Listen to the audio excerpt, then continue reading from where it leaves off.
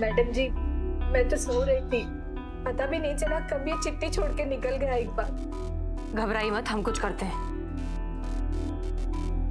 Phone? Santosh Sharma, phone लगाइए।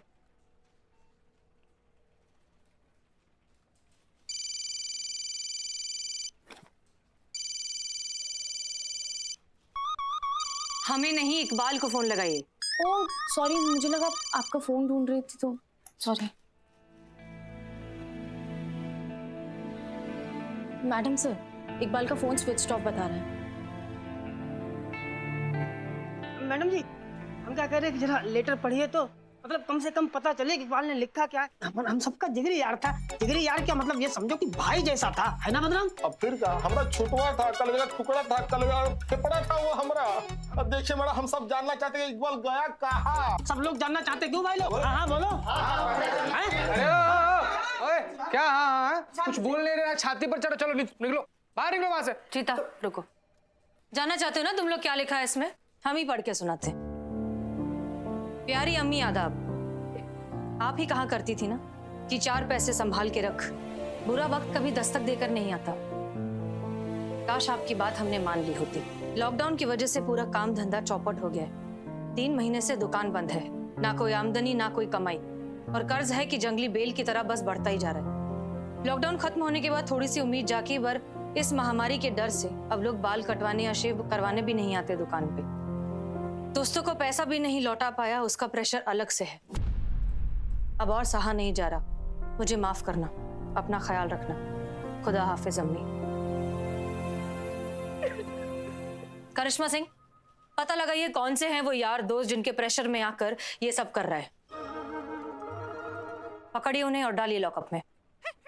अब देखो, हमारी तो इकबाल से ऐसे कोई खास दोस्ती थी नहीं, खाली ऐसे ही मतलब हल्की फुल्की दुआ सलाम थी पास पड़ोसी के नाते, और कोई खास ऐसी बात नहीं है। बदनाम बताओ। फिर का मैडम साहब देखिए, हमारे ऐसा कोई खास दोस्त नहीं था। अरे यार क्या मजमा लगा रहे हो? चल रे, काम धंधा देखो, पुलिस चल। अपनी कार्रवाई कर रही है। हेलो, सुनिए, इकबाल कोई गलत कदम उठाए उसके पहले हमें उसे ढूंढना होगा जल्द से जल्द। ओके?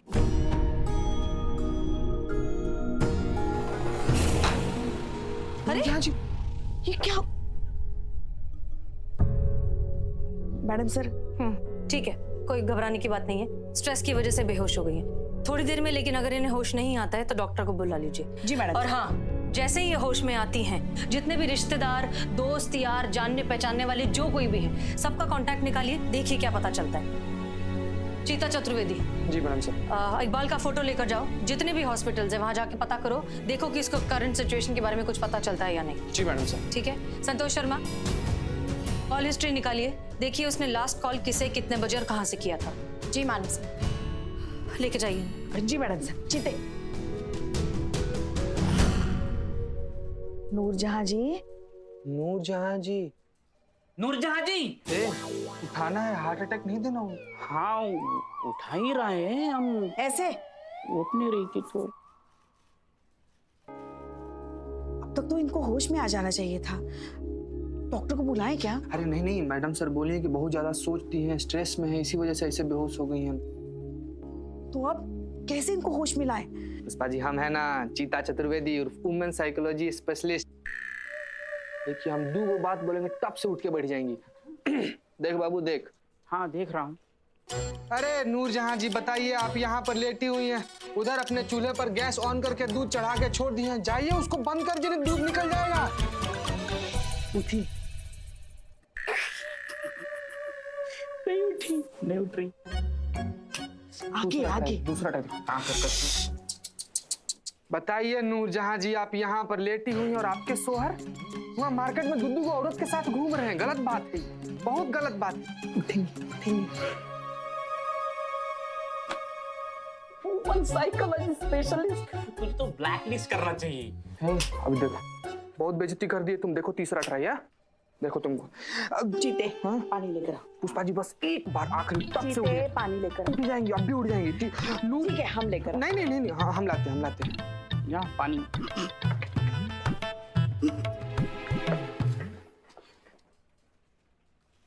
नूरजहां जी, उठी। इकबाल, हमारे इकबाल का कुछ पता चला? हाँ, हम लोग कोशिश तो कर रहे हैं पर अभी तक कुछ। क्यों किया होगा उसने ऐसा? पहले कभी बिना बताए कहीं नहीं गया। देखिए, हम उसे ढूंढने की पूरी कोशिश कर रहे हैं, बस आप हौसला रखिए। आप हमें थोड़ी जानकारी दे दीजिए। आपके ऐसे कोई रिश्तेदार या उसके कोई दोस्त जहां वो जा सकता है, उनके नंबर दे दीजिए। जीते, हाँ, कागज पेन लेकर याद करने की कोशिश कीजिए। ऐसा कोई उसका दोस्त। जी हाँ, बताइए। बोलिए, हम लिख रहे हैं, बोलिए।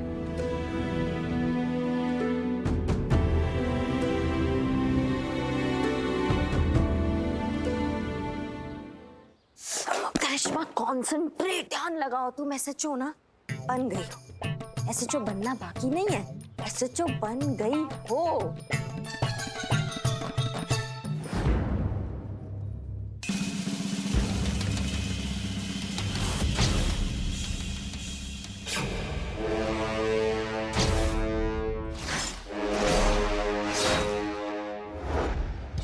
जय हिंद। ऐसे जो बनने की खुशी में हार्दिक शुभकामना मैडम। ये तो होना ही था, आखिर में आपने कर दिखाया।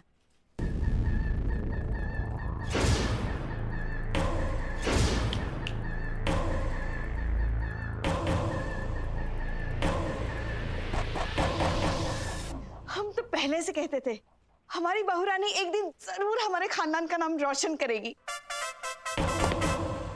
जय हिंद मैडम सर। कॉन्ग्रेचुलेशंस करिश्मा सिंह, आखिरकार आपने साबित कर ही दिया कि आप सही हैं और हम गलत। अब हमें मानना ही पड़ेगा कि आपका तरीका काम करने का बिल्कुल। हमको तुमका कुछ नहीं सुनना, अरे बस सुनना यार, सच्चाई सुननी पड़ेगी। भैया देखो, तुम माफ क्या करें यार, सब तुम्हारे चक्कर में हुआ है। हमारे चक्कर में क्या हुआ? सब तुम्हारे चक्कर में हुआ है। अरे हमारे चक्कर में कैसे हुआ? सब तुम्हारे चक्कर में हुआ, तुम मानो चाहे ना मानो। जोर से बोलिए मैडम सर, हम सुनाई। हम कह रहे थे कि काम करने का आपका तरीका हमारे चक्कर में हुआ। अरे इकबाल हमारे भाई जैसा था।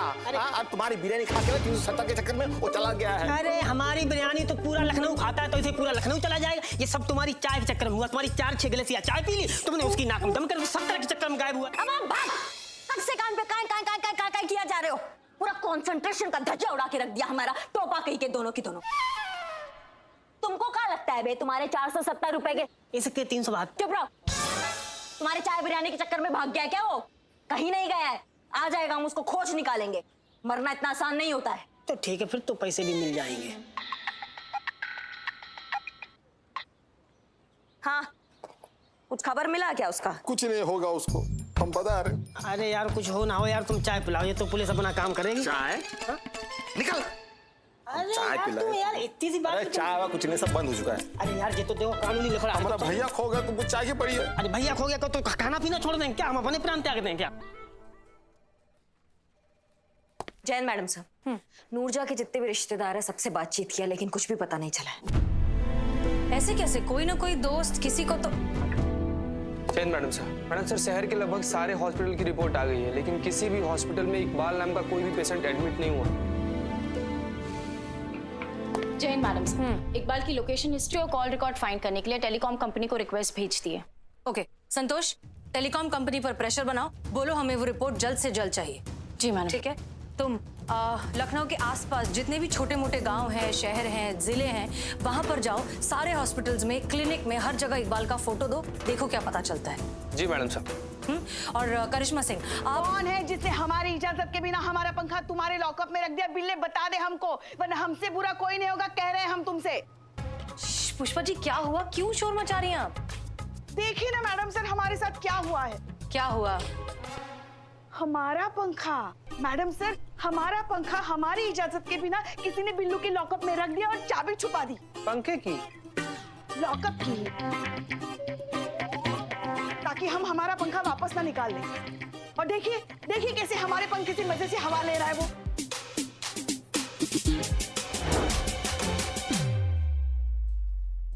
करिश्मा सिंह। मैडम सर,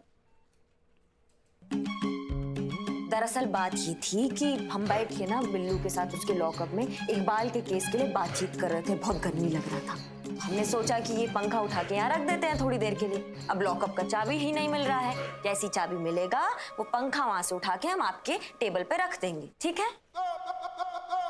अच्छा, तो अब बता रही हैं आप ये? कब से तो हम गला फाड़ फाड़ के पूछ रहे हैं, और रखना था तो अपना पंखा रखना था ना, हमारा पंखा क्यों रखा, और वो भी हमारी इजाजत के बिना? समझते हैं, हम सब समझते हैं। आप ना रोज रोज हमको परेशान करने के लिए नए नए तरीके ढूंढते हैं, मगर हम भी छोड़ेंगे नहीं आपको, हम भी छोड़। मैडम सर, बोलो। इकबाल की लोकेशन हिस्ट्री और कॉल रिकॉर्ड दोनों का पता चल गया है, लेकिन रिकॉर्ड में कुछ ऐसा जो थोड़ा शॉकिंग सा है। ऐसा क्या है? आप आइए मेरे साथ।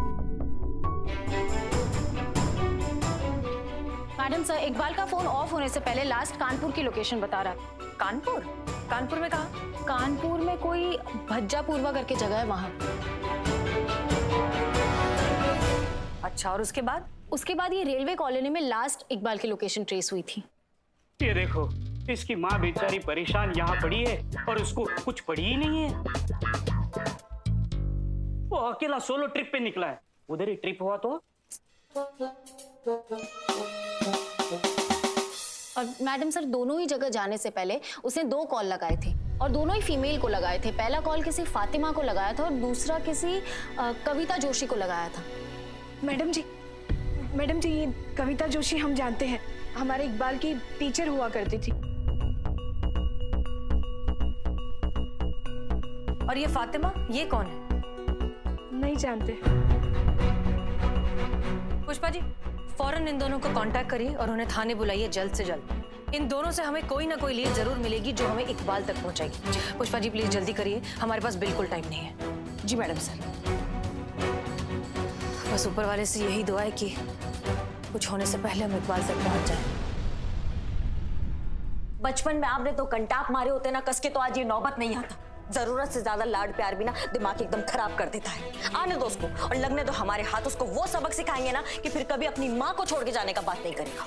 करिश्मा सिंह प्लीज, ये केस बहुत ही सेंसिटिव है, हम ये कंटाप की तो बातें भी नहीं कर सकते।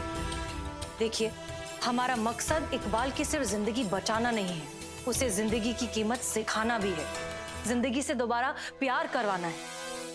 इसलिए हमें बहुत ही प्यार, अपनेपन और जज्बात से काम लेना होगा। So please. मैडम सर, हमारा मकसद भी वही है जो आपका मकसद है, हम भी वही चाहते हैं जो आप चाहती हैं। हमें भी उसका इतना फिक्र है जितना आपको है। हम चाहते हैं कि इकबाल सही सलामत अपनी माँ के पास लौटा और फिर कभी अपने माँ को छोड़ के जाने का ख्याल भी अपने मन में ना लाए। बस तरीके का फर्क है, इसलिए हम कहते हैं कि हमें हमारा सीआर रिपोर्ट दे दीजिए ताकि हम अपने थाने को अपने तरीका से चला सके और आपको दिखा सके कि थाना असल में चलाया कैसे जाता है।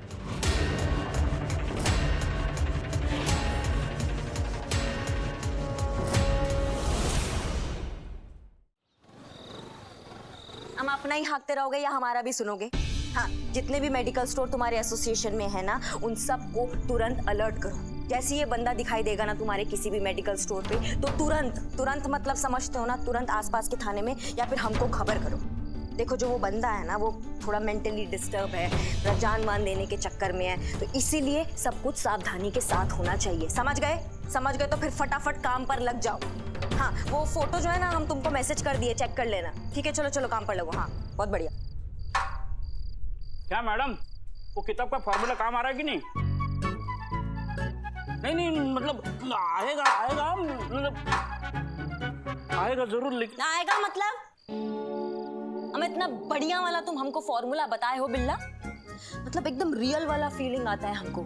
वाह, जब हम विजुअलाइज करते हैं ना, तो हम गोमती नगर के एसएचओ बन गए फिर और सबको हमको सल्यूट कर रहे हैं, हम चार्ज ले रहे हैं, हमारे प्रमोशन की खुशी में मिठाई बांटा जा रहा है। एकदम बढ़िया वाला हमको बताया, एकदम मजा आ गया बिल्कुल। हमारा पूरा बॉडी ना एकदम आत्मविश्वास से सराबोर हो गया, मजा आ गया, बहुत बढ़िया बिल्कुल। वाह वाह वाह, जैसे आपको मजा आया वैसे मुझे भी मजा आना चाहिए। मैं भी शिद्दत से चाहता हूँ कि परमानेंटली फैन लग जाए, फिर बिल्लू द कूल।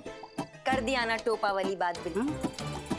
का बात कर रहे हो बे? हमारा प्रमोशन हो गया, हम एसएचओ बन गए, तो तुम ये फैन एसी लगवाएंगे बे? एसी? देखा, मैंने शिद्दत से चाहा और वो पूरा हो गया। हाँ, बात तो सही है, तुमने चाहा और पूरा हो गया। एकदम 1.5 टन वाला एसी लगवाएंगे तुम्हें, फिर ठंडी ठंडी हवा खाना अपने लॉकअप में और हमको याद करना बिल्ला। हाँ बिल्कुल, टनाटन याद करेंगे।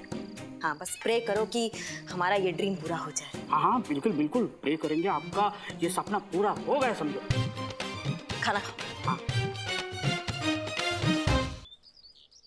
मिला था इकबाल, मुझे बहुत उदास लग रहा था, दुखी टाइप। मैडम जी ये चाय लीजिए, आपके लिए स्पेशल वाली कड़क वाली चाय बनाई मैंने। ये कौन है? ये बदनाम है हमारा चाय वाला। क्यों? नहीं नहीं, मैं इनके बारे में नहीं कह रही हूँ। ऐसा मेरे मुंह से निकला इकबाल को देखकर। मैंने उसे पहचाना ही नहीं, इतने दिनों के बाद मिल रहा था तो मेरे दिमाग में सवाल आया, ये है कौन? फिर मैं उसे पहचान गई कि अरे ये तो अपना इकबाल है, और इसे तो मैंने पढ़ाया है, ये तो हमारा बच्चा है। और देखिए मैडम, क्या है कि वक्त हमारे पास बहुत कम है। इकबाल कोई उल्टा सीधा कदम उठा ले उससे पहले हमें उस तक पहुंचना है। इससे प्लीज आप मेहरबानी करके जरा मुद्दे पर आइए और शॉर्ट में निपटाइए। हाँ, ये भी यही कहते हैं। कौन? पिंकी के पापा कहते हैं कि मैं बात करने में ना बहुत डिटेल में जाती हूँ, और devil is in the detail ना। हमको तो फिलहाल डेविल यही लग रही है। क्या हुआ? करिश्मा मैडम कह रही थी कि आप शॉर्ट में और जितना जल्दी बताएंगी तो अच्छा, इकबाल का जान खतरे में है। सॉरी। It's okay. नहीं नहीं, इकबाल सॉरी बोलने आया था। कह रहा था कि 8 साल पहले मुझसे जो गलती हुई उसके लिए मैं बहुत शर्मिंदा हूँ मैडम, आप मुझे माफ कर दीजिए। क्यों, ऐसा क्या हुआ था 8 साल पहले? 8 साल पहले मुझे याद है, मैं ना स्कूल में थी, बच्चों को पढ़ा रही थी। फिर अचानक मेरे मोबाइल पे एक मैसेज आया। मेरे पापा ने फौरन मुझे घर पे बुलाया। फिर मैं फौरन प्रिंसिपल के ऑफिस में चली गई और उन्हें मैसेज दिखा दिया और बताया कि मुझे जाना है, जाने का परमिशन दे दीजिए। हाँ, तो प्रिंसिपल साहब ना लंच कर रहे थे, उनके घर से खाना आया था, तो उन्होंने मुझे ना अपना खाना शेयर करने के लिए इंसिस्ट किया। अब प्रिंसिपल है, मना करूंगी तो बुरा मानेंगे ना। इकबाल पर आइए। हाँ हाँ, वो आ रहा है वो। थोड़ा जल्दी आएगा तो अच्छा होगा। हाँ, तो मैं ये कह रही थी कि जब मैं बाहर निकली तो ये क्या हुआ? नहीं नहीं, ऐसा मैंने सोचा कि रास्ते पे एक भी रिक्शा नहीं है। मैं देख रही हूँ कोई रुकता ही नहीं है। मैं हाथ दिखा रही हूँ, मैं आवाज दे रही हूँ, गला फाड़ के चिल्ला रही हूँ, रिक्शा! कोई रुकता ही नहीं है। फाइनली एक रिक्शा आया और फिर मैं रिक्शे में बैठ गई और चली घर। हाँ, घर में पहुंची तो मुझे देखने के लिए लड़के वाले आए थे,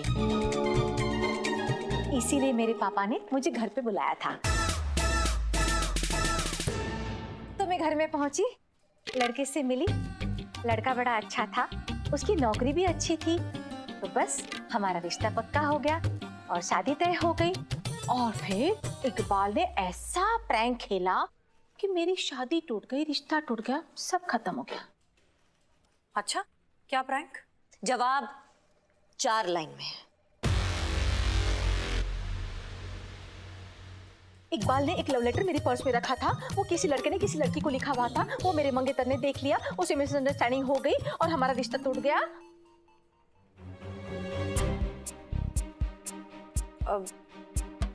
फिर 4 लाइन खत्म हो गया। आप बात प्लीज खत्म कीजिए।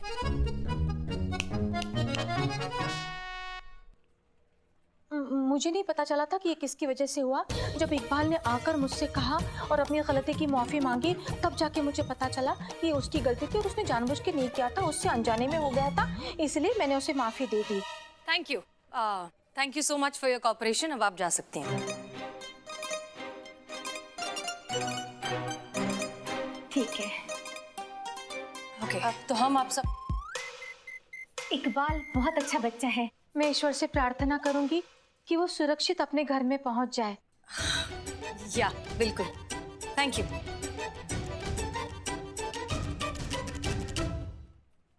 एनीवेज, हमें आप लोगों को बताने की जरूरत नहीं है कि हम पर जिम्मेदारी बहुत ज्यादा है और वक्त बहुत कम। इसलिए जब तक हम इकबाल तक पहुंच नहीं जाते, उसे बचा नहीं लेते, कोई घर नहीं जाएगा।